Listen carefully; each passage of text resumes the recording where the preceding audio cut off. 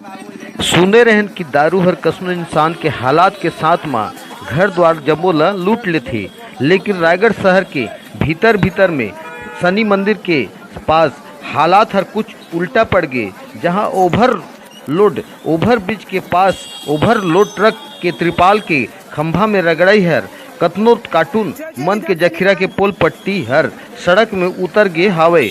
जहां सड़क ऊपर अवैया जवैया मन बहती गंगा में हाथ साफ करे में तनिक देरी नहीं लगन। जहां मदिरा प्रेमी मन अपन पिए खाए के जुगाड़ में अंग्रेजी अधी क्वार्टर पौवा में अपन अपन हाथ फेराई में शुरू हो गिन। जहां देखत देखत सड़क में दारू हर लूट गए। ओवरलोड दारू शराब की तस्करी के पोल हर ओवर ब्रिज के खंभा हर अंग्रेजी शराब के परिवहन करता मन ला दारू सड़क में लुटा के ओवर परिवहन करे के सबब ला बताइस हावे। हमार चैनल में लाइक कर सब्सक्राइब करे। छत्तीसगढ़िया 24 घंटा ले ब्यूरो प्रमुख केशव महंत रायगढ़।